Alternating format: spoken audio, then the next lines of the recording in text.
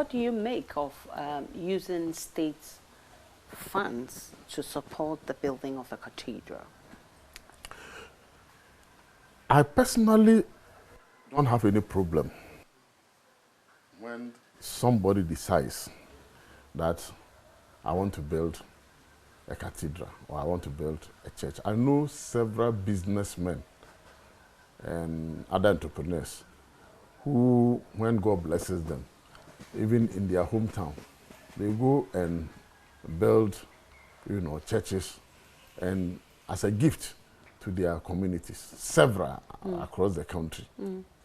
Recently, I think Tobinko lost their mother, and I've been told that when they went and buried her, their community, he built a church. I stand for correction, but either he built a church or contributed significantly in building the church. I know there was a man at a brew in Ekuapem long time ago who built a church and donated it to the community. Several people have been doing it. So if you have a covenant with your God and you want to build a church or a cathedral, I have no problem with it. No qualms at all with it.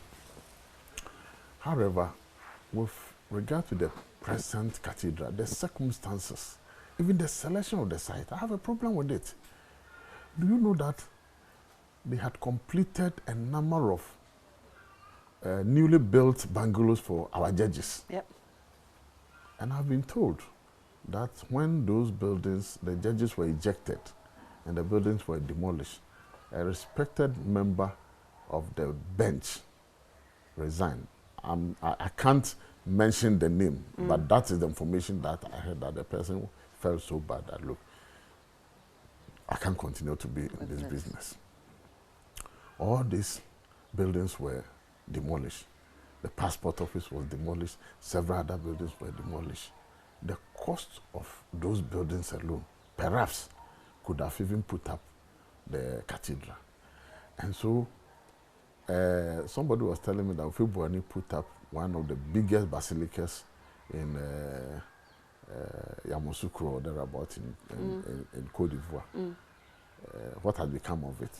So, when we go to Pram Pram, we have large tract of lands there. If you want to build a cathedral and make it as part of the tourism attraction, museum or whatever you want to do it, you have a large tract of land. You will not disturb anybody. You will not demolish houses. You will not create inconvenience for people. You can build it somewhere else.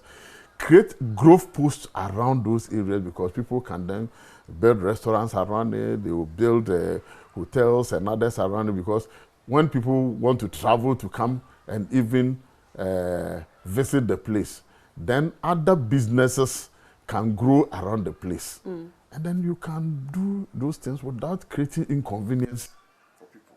But look at the inconveniences that we have created for ourselves. And again, telling us that this cathedral will not be built with state funds and that it will be contribution from individuals and private sector and others. You see, when you are building a cathedral for God, you don't build it on the foundation of lies, because at least it's a holy temple that you're building for the Lord. And again, our public finance systems are guided by rules, that if you want to do, we have the gift mix system that will dictate how public finance utilization is. It goes about approval processes and so on and so forth. So when you are building something for God, and then it is shrouded in some secrecy, then tomorrow a warrant will appear somewhere, and then some payment has been made, and Parliament is not aware, nobody is aware, then somebody has to come and explain it. It is even an embarrassment to the respected members of the clergy who have volunteered to partner with government to get this edifice. When I read statements from respected clergy like Archbishop Duncan Williams, Reverend Dr. Opuni Frimpong and others, who are now being quoted as saying that, look, we are doing this thing, we are not going to use public funds, it is private sector, it is churches who are going to contribute, and out of the blue, some documents pops up, and huge sums of money has been released, and perhaps they themselves, it has been done at their blind side. I think that it leaves a very sore taste in our mouth. And then the respected people who are connected, because I don't want to mention them, but we have people who have lived very decent life and rendered meritorious services for the nation and their various congregations. Some of them are on retirement, and they have left huge footprints, become huge mentors for people to follow.